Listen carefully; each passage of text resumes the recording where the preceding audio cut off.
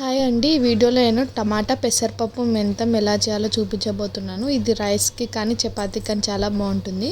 ముందైతే ఒక గ్లాస్ పెసరపప్పు ఇలా లైట్గా వేయించుకోవాలి, ఆయిల్ లేకుండా. ఇప్పుడు ఒక గ్లాస్ పప్పుకి నేను 2 గ్లాస్ ఆఫ్ వాటర్ తీసుకొని వేసాను. కొద్దిగా పసుపు అండ్ ఒక 1 స్పూన్ ఆయిల్ వేసి బాగా ఉడకనియాలి. ఉడికిన తర్వాత పప్పు ఇలా అవుతుంది.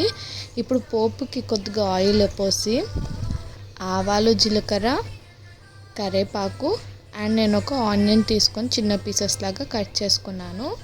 ఆనియన్ కూడా దీంట్లో వేసేయాలి.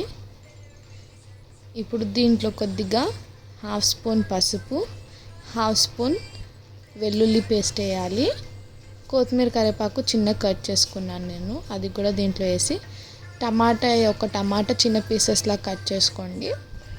ఇప్పుడు చిన్న మెంతం అయితే మనం ఏరి కొద్దిగా వాటర్లో డస్ట్ అంతా పోయేలాగా తీసేసి ఆ చిన్న మెంతం కూడా దీంట్లో వేసి కొద్దిగా ఉప్పు, ఒక 1 స్పూన్ ఉప్పు, 1 స్పూన్ కారం.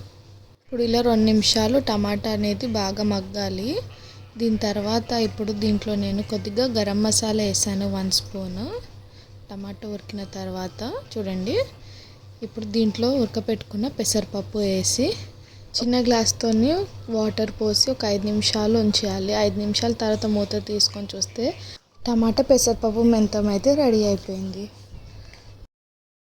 ఈ వీడియో మీకు నచ్చితే కనుక like, share, comment and subscribe to హిరణ్య రుచులు.